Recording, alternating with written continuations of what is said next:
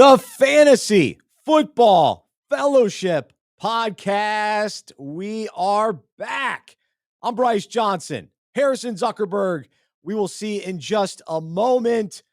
Together, you, the listener, Harrison, myself, we're going to be together all season long, taking you from kind of the pre-draft season, fantasy draft season, and then, of course, fantasy season, all the way up until the end. And so we are excited to be here each week as we take fantasy concepts, relate them to the Bible, relate them to our own lives. We also will provide some fantasy insight. But here's the thing. We don't claim to be experts necessarily. We consider ourselves more fantasy coaches, here to encourage you and help you win, but more importantly, find meaning and purpose throughout the fantasy season. And so we won't always be right, but we hope we'll be convincing, and we hope we give you an opportunity to think about things going on in the fantasy world, and then more importantly, think about the Bible, think about God, think about our faith, think about who Jesus is, and following Jesus. And so that's what we're all about here at Fantasy Football Fellowship. And this podcast is a part of Unpacking It Ministries. We also have the Unpacking It podcast that we do weekly all year long. And so you can check that out. We take kind of all sports stories, relate them to the Bible, relate them to life. And so today we'll get into some fantasy talk. We'll do a breakout, which is what we call when we break out a little bit from the fantasy only talk. We'll talk fantasy along with the Bible and life. And so today we're talking battles. We're going to talk training camp battles and then how that relates to life and faith. We're also, today is really about kind of a season overview, sort of take a look at the landscape of the upcoming NFL season. What teams do we like overall? What teams do we not like through the lens of fantasy football? And then we'll take a look at some of the new players and new coaches and how that affects certain things this year in the fantasy world. And so it's going to be a blast. You can email me, Bryce at fantasyfootballfellowship.com if you have any questions. And then also this podcast is a part of really this whole ministry initiative that we have to bring meaning and purpose to fantasy football leagues. And so we provide content all season long for you and your league to discuss these topics at league meetings. And so we encourage you to go to fantasyfootballfellowship.com, become a member, and you will get the faith and fantasy content, the breakouts. You will also get fantasy advice and Harrison's rankings and a bunch of other fun things that you have access to. And so check out the membership options on fantasyfootballfellowship.com. All right, it's time. Let's say hello to Harrison Zuckerberg, my co-host here on the podcast. Harrison, season number 3 together. Here we go. How you doing? I'm doing great, Bryce. I'm excited because this seems like one of the most unpredictable seasons, at least for fantasy, that we've had in a long time. And you were talking about new players. I mean, not just new players, but new positions being drafted in the first round, too. That is what's so wild for me. Even when there's been unpredictability in the past, the standard first round of drafts, you look at, okay, probably around 8 running backs, maybe 1 or 2 receivers, Travis Kelce at tight end if you're feeling bold. But I've been looking at some mock drafts early, and sometimes running backs don't even go off the board until pick 6. We're starting drafts with 4 straight receivers. We're seeing only 2 running backs taken in the first round. What is going on? What has happened over this last season and in the offseason to make this flip, and how are we going to react to it as fantasy managers? Is this an overreaction by the public? Are there things that take advantage of on some values? Or is this just the new norm for fantasy drafts? It is wild. So I'm heading into my 20th season playing fantasy football. Really exciting. My league that I've been in that long. We're doing a big celebration. It's going to be awesome in a few weeks. And yes, when I first started, it was all about running backs. I think it was, LaDainian Tomlinson, Sean Alexander, those names come to mind. And I would even say where we're at this year is it's a changing of the guard, so to speak. Because think about some names, just within the last 5 years, guys that have been taken early in drafts, the Dalvin Cooks, the Zeke Elliott's, those kind of guys. They're not even signed, let alone drafted in fantasy leagues. So this is even Alvin Kamara and Michael Thomas. Like these guys, Michael Thomas was the number one wide receiver just a few years ago. And now he's going late in drafts. Is he going to play? When is he going to play? How healthy will he be? How good will he be? All those kind of questions. Throw in a name like Julio Jones or Derrick Henry. And now you mentioned it. It's so up in the air. Who are the top guys in fantasy? We know Travis Kelce without a doubt. If you take him in the first round, good. You can take him first overall because he's a lock, right? There could be a year he gets injured, but from a production standpoint, we know he's always the guy. But after that, CMC has questions with injuries. And you kind of start going down the list. You wonder about some of the contract situations. Saquon Barkley, Austin Eckler. Can we count on those guys? Even Stephon Diggs. What was the weird thing going on in Buffalo just a few weeks ago? That was bizarre. So can we trust Diggs? So there is a lot of uncertainty. And so Harrison and I are here hopefully to help talk through some of this and give people some things to consider as we all prepare for our fantasy drafts coming up. So any other thoughts just kind of on the overview and the landscape of fantasy here in July? Yeah, I think one of the big things to look at, we've always talked about running backs by committee over the last couple of years, and it's something that's gotten a lot more popular in the NFL. But looking at it this season, this is the new norm for almost every team. You have teams who have stud running backs already on their rosters, bringing in more guys. Teams like the New York Jets, who had Bryce Hall last year, who was unbelievable as a rookie, and they're being rumored to sign Dalvin Cook to bring him in and compete. You have teams like, the Atlanta Falcons, who had a 1,000-yard rusher in Tyler Algier. They go out and take another running back in the top 10 in Bijan Robinson. So we went from this complete shift of, you have one guy, he's getting 20 carries a game. Now you have two, maybe three guys, each getting 10 carries a game. How is this going to shake out to fantasy? And how much can you trust the running back position to provide points for you on a week-to-week basis? Because that's what's so interesting, because we've always avoided the committee, right? We want to, all right, I got to get the workhorse running back. That's who I want in fantasy. But those guys are basically gone. I'm trying to think of anyone who's, there's only probably 3 workhorse guys, because Eckler's not even really a workhorse guy. CMC's got Eli Mitchell. So Derrick Henry technically is probably the most workhorse guy. But like I said earlier, I'm not sure he's not that lock anymore like he once was. And Saquon Barkley is a workhorse guy, but there's questions with him. So with those committees you talk about, it makes it tough for us. Which direction do you go? Do you go like Detroit? I like Jahmyr Gibbs a lot, but you gotta go early with him. Or do you wait a little bit and go David Montgomery, who they spent some money on in the offseason? And so you go through all these different teams. New Orleans, they got 3 different guys that are interesting down there. You've got your Bears, 3 guys in Chicago that we'll be keeping an eye out for. So, and we'll get to some of those training camp battles in a bit, but it is running back by committee as the norm across the league. So how does that affect our drafting strategies? And then also, you mentioned the wide receiver position, very top heavy. We've got studs. We've got Jamar Chase. We've got Justin Jefferson. If Cooper Kupp is healthy, he's right there. If Diggs gets it back on the same page, he's up there. If Tyreek Hill doesn't get in trouble off the field, he's from a talent standpoint, he's there. And across the league too, most teams run 3 wide receiver sets, 4 wide receiver sets. So there are a ton of wide receivers in the mix. But the problem is, after those top guys, it's a very deep position, but I'm not sure I'm confident in many guys after the top guys. Meaning, am I going to get consistent production every single week? And are there enough kind of guys later that can be even boom guys? And how often will those guys be boom guys? Because, for example, the Baltimore Ravens, they've got 3 wide receivers that are going to be pretty good. Zay Flowers, Rashad Bateman, and OBJ. But which one each week? I don't know. So, and what round do I take them? Who goes, round 6 through 9? One of those guys, who do you take first? So the wide receiver position is interesting. So any thoughts on receivers?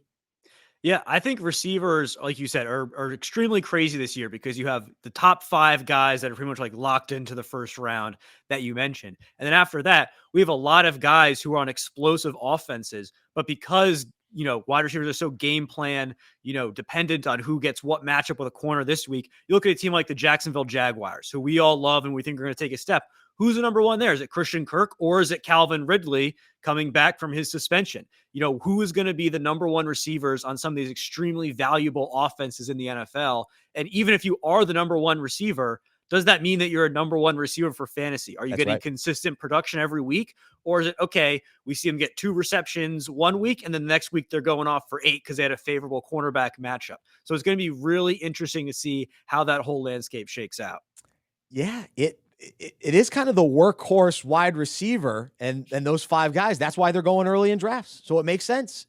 We kind of understand that because it's a little watered down later in drafts. I've been doing a bunch of mock drafts and I'm getting toward the end going, oof, KJ Osborne. That's what I'm staring at. Are you kidding me? So I kind of liked him last year, but I'm not sure. We'll see. Maybe he steps up as the number 2 guy next to Justin Jefferson, but he's got some competition there for sure. All right. So we'd love to know your thoughts. What kind of questions do you have as you begin your preparation? Hopefully you've already started some mock drafts, and what sort of trends are you already noticing? You can email me, Bryce at fantasyfootballfellowship.com.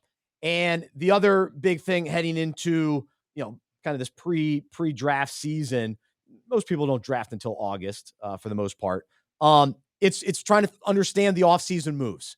And so what are our reactions to some of the movement across the league, and how does this shift fantasy opportunity? And so I think we have to lead the way with Aaron Rodgers going to the Jets, because this obviously is a big game changer for the Jets, who last year showed some fantasy promise from a number of guys. But then what does this mean for Green Bay? And so big question marks in Green Bay. And I'll just say off the bat, I'm nervous with Green Bay guys because I don't know about Jordan Love.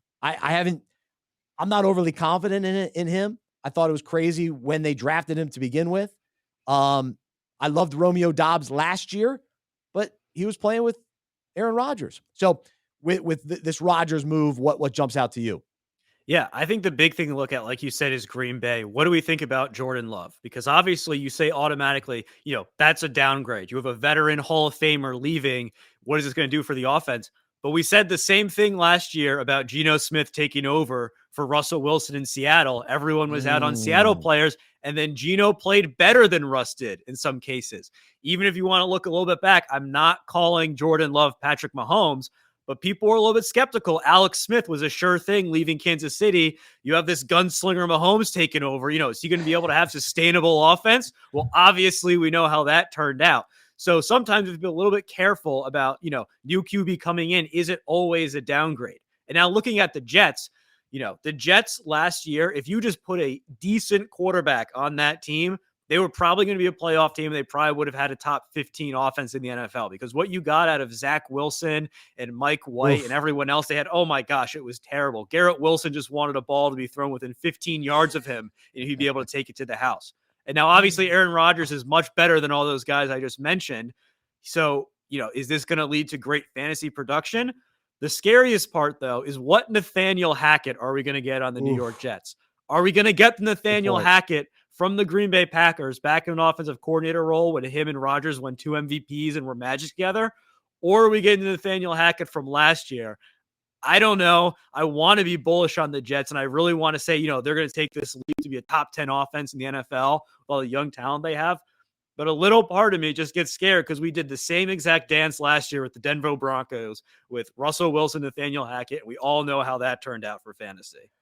Yes, that is a great point. And I will go back many, many years when Brett Favre went to the Jets, and I went all in on Brett Favre and the Jets. And that was one of the worst fantasy teams I ever had. It was one of the worst seasons I ever had. It was not good. So I can basically guarantee my teams will not have many, if any, Jets players, because I'm afraid they're going to get a lot of hype. And so you're going to kind of pay a premium for them. I'm not sure there's going to be many steals. Maybe Lazard is decent value. I don't mind taking him kind of where he's going in drafts a little bit later on. if Corey Davis somehow gets more of an opportunity, he's still a good wide receiver. He's still there. Maybe Aaron Rodgers likes him and they develop some chemistry. So I could see myself taking him at some point later in the summer, but I'm not going to pay the price for Breece Hall coming off an injury and the Aaron Rodgers tax. You got to take him even earlier because Rodgers is there. And then they're going to be on Hard Knocks. Everybody's going to be watching them, falling in love with the Jets. I don't see myself doing it. I'm not going to get caught up in the hype. All right. Another team that I think will get some hype as well is the Denver Broncos. And the problem is we don't really know who deserves the hype. It's kind of like, well, Sean Payton's there, so they've got to be better. And I've already seen some of the things coming out. Oh, Russell Wilson, there's no way he has as bad of a season as last year. And this is the bounce back year. Sean Payton's going to get the most out of him. So if you choose to buy into that, then what does that mean? Does that mean that you're going all in on Jerry Jeudy? Does that mean Tim Patrick comes back and is a threat as a wide receiver injury? Do you buy into Cortland Sutton? You've got this Javonte Williams injury. Is he ready for week 1 or not? What about Samaje Perine coming from Cincinnati to Denver? Guy I really liked. I really liked him in Cincinnati. Now, does he get an opportunity in Denver? Is that a true committee? So you got that situation in Denver, which is interesting. You also have the Ravens with a new offensive coordinator, Todd Monken. So any thoughts on those two teams? Either one. Choose one. We'll fly through a couple more teams here. Yeah. So my quick thought on the Broncos is, even if this team isn't outstanding and Russ isn't great, we've always seen fantasy value come from Sean Payton because when he likes a guy and thinks that he's talented, they get all of the opportunity in the offense. When they had a great tight end, Jimmy Graham, was a number 1 tight end in fantasy. They get a good wide receiver. Michael Thomas is the number 1 in fantasy. They get a good running back. Alvin Kamara is the guy you have to have in fantasy. And even when they get a hybrid tight end receiver quarterback, Taysom Hill is providing value. Sean Payton always goes to the guys that he trusts. So the question is, who does he trust here? We have a lot of options on Denver. You have Greg Dulcich, who could maybe step up at tight end. You mentioned 2 good running backs. We have Jerry Jeudy, Cortland Sutton, and Tim Patrick. I think this will be really interesting to see during the offseason. Who's that guy that Sean Payton's going to design the offense around, or maybe 2 guys? Because even if they're not putting up elite numbers as an offense in general, there's at least going to be one elite producer for fantasy because he always runs his offense through one main guy. I'll give you a tease for our next episode. We're talking about forgiveness and will we forgive certain players that burned us last year? Russell Wilson is on that list. So I'll give you a little tease. I'm not forgiving him. I'm not going in on Russell Wilson this year. So Sean Payton may be able to do it. I'm not willing to let's ride. I'm not riding that. No, thank you. No, thank you. I'm good. All right. Couple other things. So here I am in Charlotte, Panthers, baby. I'm all in on Frank Reich, new head coach. It's a new culture. It's an unbelievable staff. It's a new quarterback, Bryce Young. We'll talk more about this team in the coming weeks and a lot of the different players, but I am all in on the value of a lot of these guys. So Miles Sanders, I think, is going to get tremendous opportunity in Carolina and being able to get him at pretty good value. I think he'll rise throughout the offseason. I think more and more fantasy managers will realize just what's in store for him. But at the moment, I like the value. Nobody's talking about Adam Thielen. I mean, people have given people. I hear people talking about, oh yeah, he's an old wide receiver. He lost his step. He's no good. All he does is catch touchdowns. All he does is catch passes. He'll be fine. He's going to have tons of opportunity. Bryce Young's going to be good. I just hope he's healthy. That's the big thing for me. But if he's healthy, he'll find Thielen. So I'm excited about the Panthers. Now on the flip side, Panthers got rid of DJ Moore to your Chicago Bears. How high are you on that move, that offseason move? This is a tough one for me because I think everyone in the fantasy community sees, A.J. Brown and Jalen Hurts last year, top 10 offense in the NFL. Josh Allen and Stephon Diggs a few years ago reconnect. Then it's top 10 offense for the Bills. Justin Fields and DJ Moore, are they next? I don't know. I want to have optimism as a Bears fan, but I'm still a little bit concerned about the offense. A lot of it was carried through a few really big boom games last year, and then people forget that it sort of fizzled off during the end of last season. I think they'll be good. I don't know how much it will translate to wins because our defense is still pretty bad despite making a lot of free agent acquisitions. but I think this will definitely be an offense you want to invest in. The only question is, outside of Justin Fields, who is going to get the majority of the targets? Because there's just a lot of guys there. You have DJ Moore, Darnell Mooney, Chase Claypool still there. You have multiple tight ends in Tunyon and Cole Kmet. Like you said, we have 3 running backs on the roster who are all, entering new roles. Like, who is going to be the one that's featured in this offense? Because there's a lot of guys there. And even though they're not exceptional players, there will be potential for them to grab a role and run with it in this offense. I'm intrigued. I was intrigued by the Bears last year. I still am. And what DJ Moore did with sorry quarterbacks here in Charlotte, I think he can do. He'll do well with Fields. So I like his potential. Last one, the other big move: Darren Waller, Raiders to the Giants. Sign me up. Yes, please. Waller's too good to have another down season. I think he's gonna be a nice weapon for Jones. Not clear wide receivers targets in New York. Jones showed enough last year to be a competent quarterback, and some people would argue more than a competent quarterback. I'll pump the brakes on that, but he'll find Waller. Waller will be good. So I'm excited about that. All right, let's talk training camp battles, and we'll dive into our breakout here as well. So what I'll do is I'm going to set this up, and then I'm going to share a couple Bible verses and encourage us here on the show. And then we'll go back to Harrison. He'll join us, and we'll take a look at some of these maybe most interesting training camp battles, who's competing for what spot on the depth chart, and so we'll have some fun with that. And then ultimately, this will determine for us as fantasy managers, who do we target first. And so in many ways, we have to guess some of these battles. And like for me, Khalil Herbert, he's going to win that battle. Deontay Foreman had a nice season last year, but I think Herbert's going to be the guy. I do. I love Herbert. So which of these other ones, we've got some battles in Baltimore, in Kansas City. We've got the Eagles adding a couple new running backs who rises to the top there. And so as we look at what happens during training camp, there's the players fighting for the same position, which, for our purposes, it's, running backs competing, wide receivers competing. There aren't too many quarterback battles. There are a couple. We're wondering how soon the rookie quarterbacks, Colts, Houston, looks like Bryce Young is going to be the guy no matter what. Will Levis, maybe if he has an awesome training camp, potentially goes past Ryan Tannehill. Seems unlikely, but it's possible. But there's also the battles going on between offense, defense. They're facing each other every day. And so training camp is all about battling. It's just, man, guys are battling in practice. We hear that, right? And so every day going head to head, that's what's happening. And so for you and I in life, every day we're in a battle. And as followers of Jesus, we are in the middle of a spiritual battle day in, day out, because there is an enemy. There is an evil world that we're still in. One day, man, I can't wait to be in eternity with Jesus. But now we live in this broken world with sin and sadness and darkness, and we're trying to be a light. We're trying to, each day walk with the Holy Spirit and be led by the Holy Spirit and follow Jesus.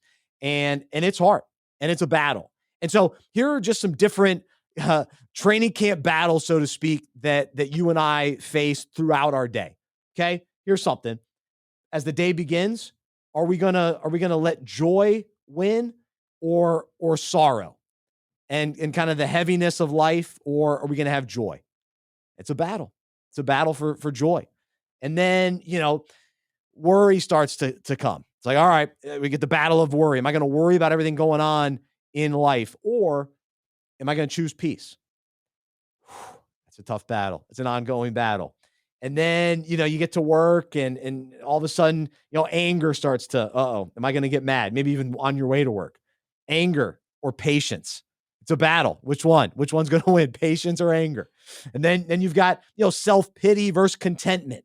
I was talking to somebody on the phone yesterday. We were talking about self-pity, feeling sorry for ourselves, or contentment, being thankful for everything that God's given us. You head off to lunch. You got the battle of, all right, am I going to choose gluttony versus moderation. And then, other times it's, judgment versus compassion. It's lust versus commitment, especially, when we're married. Later in the day, laziness versus working hard. You've got envy versus respect and how we view different people that we interact with, bitterness, thankfulness, all these different battles. So we look across the NFL, got all these training camp battles, but you and I, we're in all these kind of battles, our emotions, our feelings, the spiritual side of this. It's happening. Am I going to choose the way of Jesus and be led by the Spirit and yield to the Holy Spirit, or am I going to give in to temptation and follow the flesh, follow the temptations of the world? And so these are the battles that we face. And so my encouragement today is to surrender and to truly, allow the Holy Spirit to guide us, to lead us, to strengthen us. The good news is we don't have to battle alone. That as followers of Jesus, we have the power of Christ within us and the power of the Holy Spirit to allow us to get out of situations where we'd have to give in, to temptation. God gives us a way out. So we can win that battle. The battle of sin, we can win those day-to-day battles with his strength, with his help, with his guidance. Psalm 34:17 says, "The Lord hears his people when they call to him for help. He rescues them from all their troubles." And then also, the same power that defeated death and sin on the cross, the all-powerful God, he now lives within us. And so we can be reminded of Romans 8:37 is the amplified version, to live victoriously. Yet in all these things, we are more than conquerors and gain an overwhelming victory through him who loved us so much that he died for us. And then kind of the last thing is, as we think about training camp battles and our own battles between all these different situations that we face each day. Ephesians 6:13. It's all about the armor of God. Therefore, put on the complete armor of God so that you will be able to successfully resist and stand your ground in the evil day of danger. And having done everything that the crisis demands, to stand firm in your place, fully prepared, immovable, victorious. And so let's continue to walk in victory, walk in the Spirit, and not try to battle alone. Let's put on the armor of God. And so you can read Ephesians 6. It talks more about that, and what we actually kind of put on every day. And it's the belt of truth and standing in truth, and the breastplate of righteousness, knowing that we're righteous because of Jesus, not because of our own goodness or our own self-righteousness. It's his righteousness. And so we put that on every day. We remind ourselves of those things, and it gives us that armor. If we know God's word, boom, the Holy Spirit brings that word back to us, and we're able to choose the right path and ultimately win those battles that we face each day. We want to come out on top on the depth chart, right? We got to come out on top.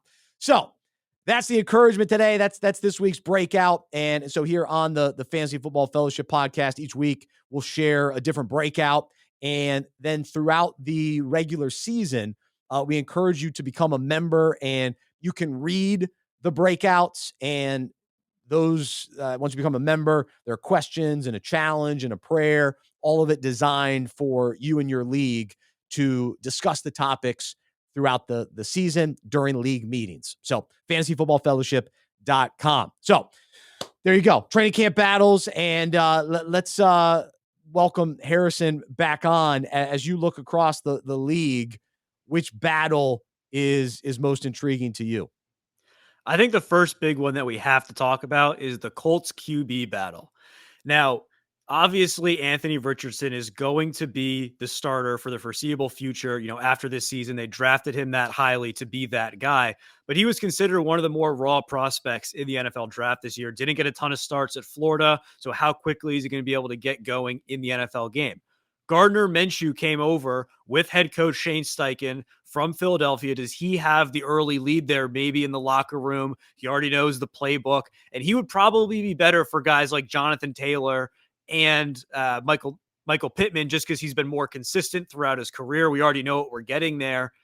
However, one stat that I found extremely interesting was every rookie quarterback who has had over 80 rush attempts in their first season finished that season as a top 10 fantasy QB, which right now you might be a little bit scared of taking Anthony Richardson as a top 10 QB to be your starting QB in fantasy because we don't know if he's going to start week 1 or maybe even at all this season.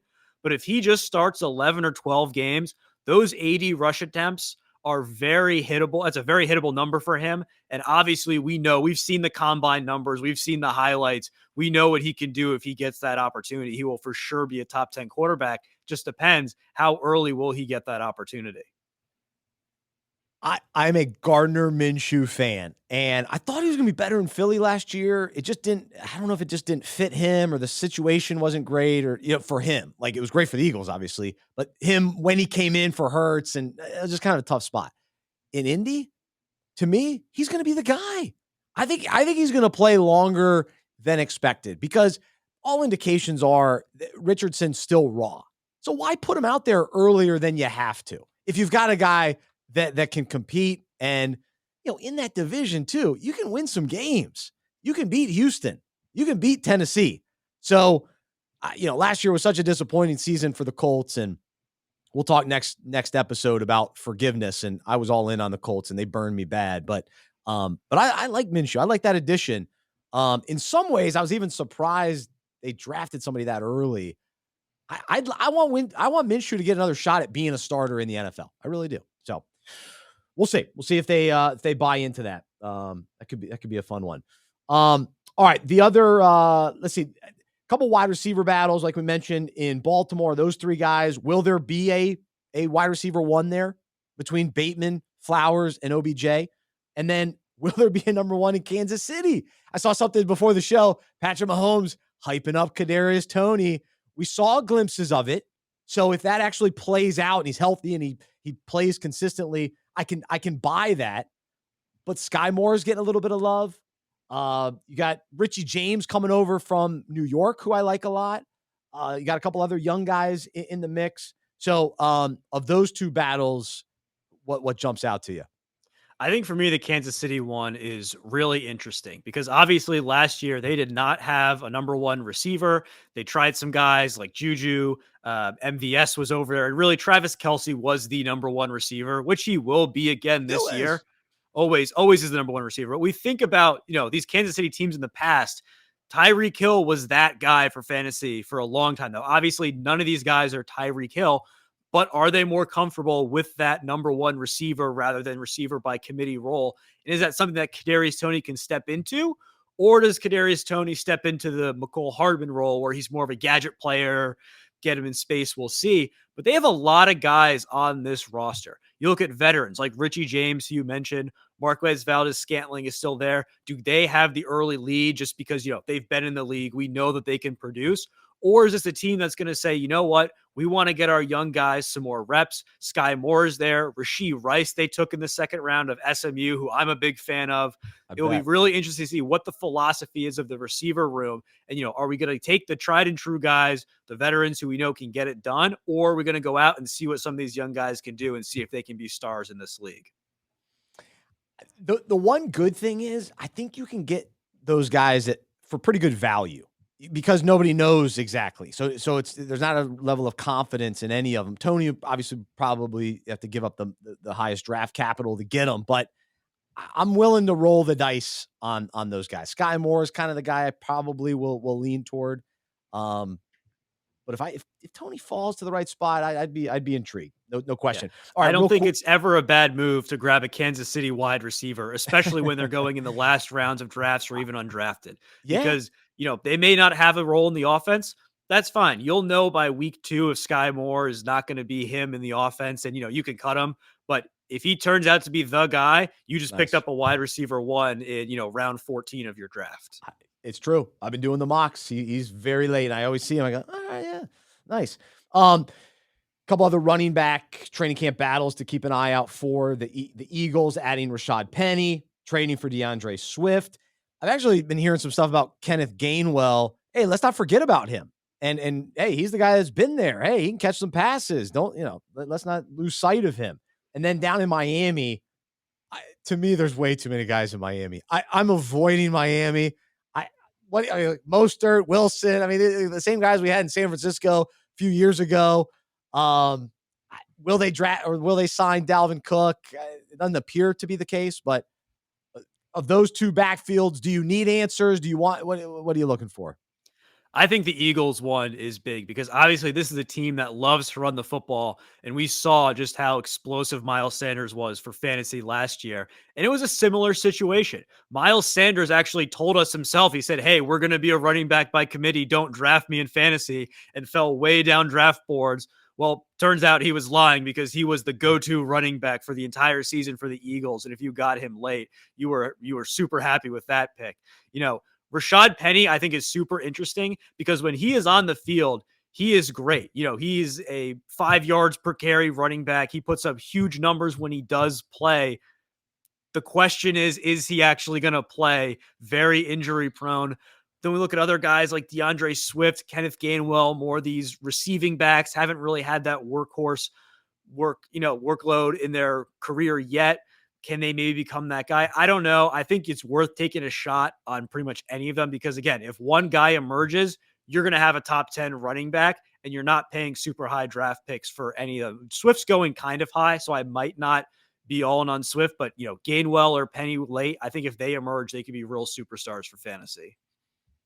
Yeah, I've always been a Swift guy, so that's where I'll lean. And I've been a Gainwell guy. I'm not a Penny guy. I've never been a Penny guy, so I won't have Penny on my teams. But all right, so yeah, so some good battles. We'll be able to talk about those in the coming weeks as well as training camp starts happening and preseason, and we'll try to read through the some of the smoke screens and figure out, all right, who's going to be the guy and who can we trust to draft. We've got a couple minutes left together today, and we wanted to get to the teams that we like and don't like for fantasy this year. And basically just teams where you look at their roster and you go, I don't want to be a part of that offense. I'm going to avoid those guys. Of course, there are certain situations where a guy falls to and you're like, all right, Treylon Burks, for instance, like, all right, fine. But for the most part, the Titans, I don't want the Titans. Get them out of here. I don't want to deal with them. I don't like what they've got. And so we'll talk about who we don't like. And then a couple of the teams that you're looking at the team and go, I want any of these players. Give them to me. Wherever they fall, I want them. And so I gave you one, the Titans. What team don't you like, Harrison? Yeah, I think the Titans are the first one that you have to start off with. Worst offensive line in the NFL last year. Oof. I mean, can you name another receiver on this team outside of Treylon Burks? I can't. I mean, the scariest thing about the Titans to me is you look at the start of their season. Saints, Chargers, Browns, Bengals, Colts, and Ravens. Those are 5 playoff teams. They could go 1-5 or even 0-6 to start the season. And then what is stopping them from putting in Will Levis? And then at that point, I don't want anyone on a Will Levis rookie team right now. So I think they're the scariest team to try to invest in. I think another one that's also, the Las Vegas Raiders, they were disappointing last year. I know a lot of people want to say that they're going to bounce back, but they lose Darren Waller, who was a huge part of that offense, even though he was injured on and off last season. To me, the Jimmy Garoppolo signing is a downgrade from Derek Carr. I'm a Derek Carr fan. I've never been a huge Jimmy fan. I just don't really see where the explosive plays are going to come in this offense. I mean, Devontae Adams is going to get his. And, you look at Josh Jacobs. History does not fare well for running backs who've had a huge workload like he did in a previous season, staying healthy and staying effective. So I think things could go fast or go downhill really fast for the Raiders, especially in a good division where we think the Broncos are going to be better. We think the Chargers are going to be better. We know the Chiefs are going to be good. So why are we investing in a team that's probably going to finish last in that division? And when has Josh McDaniels ever shown us that, we can trust him? And so I think now, of course, with that said, Devontae Adams and Josh Jacobs were both great players last year. There's no question. So, but here's my hot take. Both those guys are most likely going in the first round, maybe early second. I think those will be busts for where they're taken. I really do. I think if you draft those guys in those spots, you're going to be very disappointed because they're not going to do what they did last year. That's the bottom line. And if you draft them that early, you're expecting them to do that again. And I definitely don't see that happen. happening. All right. The other team that I don't like, I don't want anybody, I don't want to be near this team. They won't be anywhere near my roster. The Arizona Cardinals. Get them out. They are a dumpster fire. And we don't know what's going to happen with Kyler Murray. I saw something today. Maybe he's going to try to play week 1. Even if that's the case, I don't want anything to do with it. It's a new head coach. Can he coach? I don't know. Jonathan Gannon, defensive coordinator. We'll see. Marquise Brown's a good player. I've got him on one of my kind of keeper leagues. I'm going to try to trade him. So hopefully none of my guys are listening. A lot of people are hyping up James Conner because when you look at his numbers, he does produce. He's good. I still don't want him. I'm passing on the Cardinals. All right. So you gave us your teams you're out on. We mentioned the Colts a little bit too. I'm probably more in on the Colts than you are. But what about the teams that we really like, that we want anybody on those rosters? I'll let you go first. Give me one. I think the first one has to be the Jacksonville Jaguars. I mean, this is a team that you're just looking to take control of the division and be a legit playoff contender for years to come. We saw it last year, what Trevor Lawrence did in the back half of the season. And now, like I mentioned before, they add Calvin Ridley, who we don't really know what we're getting there, but it's certainly not going to hurt the offense to have him there. And you look at Calvin Ridley, Christian Kirk broke out last year. He is a great player. Evan Ingram is still there. Zay Jones. We're going to have, a full healthy season of Travis Etienne being the number 1 running back there with no distractions from Robinson anymore now that he's gone. So I think this is an offense that's really going to take leaps this year and be a top 5, definitely top 10, but maybe even top 5 offense in the league. We were both on Jacksonville last year, and they produced great. And I'm with you. I think they take an even bigger step, and they're going to dominate that division. I'm all in with you. I want them all. I want all the players, and I might have to trade Trevor Lawrence. We'll see, but it's not because I don't like him. It's because I can get some good value for him. The other teams we both like, the Browns and the Chargers. Elijah Moore is a guy that I love, going from the Jets to Cleveland with a great opportunity. I think Nick Chubb, Amari Cooper are both underrated. I think they'll shine this year. I think you can actually get decent value for both of them. You got to take them pretty early, but I like both those guys. But the team I want to focus on, both those teams and those guys, but the team I want to focus on, the 49ers. Yes, please. Sign me up for Debo discounted. The guy's unbelievable. He had a down year for a number of reasons, but I want that guy. I've been drafting him as my number 2 wide receiver in mock drafts. Sign me up. Brandon Ayuk. If I miss out on Samuel, I want Brandon Ayuk. I love the talent. CMC, of course. The injuries are always a concern, but when he's out there, it's undeniable. I even like Eli Mitchell because of the injuries to CMC. If Eli's in there, he's a great running back. Before they traded for CMC, he was a legit, RB2 anyway, when healthy. So between the two of them, I'm happy with those guys. And then, of course, George Kittle, he's burned me at times. He can be banged up, but he's still one of the top 5 tight ends, no question. Arguably, still a top 3 guy at times. So those are our favorite teams that we like. And I'll give you one final word, and we'll wrap things up here on episode 1. Yeah. So I think looking at the 49ers, what's super interesting is last year, everyone thought that Brock Purdy was the next Tom Brady because, he was taken Mr. Irrelevant and he was just lighting the league on fire. And now in fantasy, you have CMC going in the first round. You have Kittle, Ayuk, and Debo all going in the top 5 rounds. We're expecting the 49ers to be great. But Brock Purdy is being drafted as like the QB 23, QB 24. No one wants any part of Brock Purdy for this fantasy season. Now, I know we saw the injury in the playoffs last year, but if he comes back healthy, how are we expecting the weapons to produce without Brock Purdy also producing and living up to the expectations that we had for him last year? I think, if you're just going to punt on QB and take one in the last rounds, there's no reason why Brock Purdy can't be a top 10 QB again this season in the Kyle Shanahan offense, having a full offseason underway, knowing that he is going to be the starter and he's going to provide great value for all the weapons in San Francisco. That's a great point. I love taking him as a QB too. That's a nice backup to have later in the season even. And yes, I'm with you. So, man, well, it's great to be back here on the Fantasy Football Fellowship podcast. And next week we will do our forgiveness episode. Talk about players that burned us last year. Will we jump back on their bandwagon, or are they done? We're out. Forget them. And then we'll also talk about the guys we're most excited to target this year. We've probably mentioned a couple of those a little bit, but we'll go even further into that. So join us next week. And in the meantime, you can email me, Bryce at fantasyfootballfellowship.com. Make sure you become a member, fantasyfootballfellowship.com. And we will talk to you next time. For Harrison, I'm Bryce.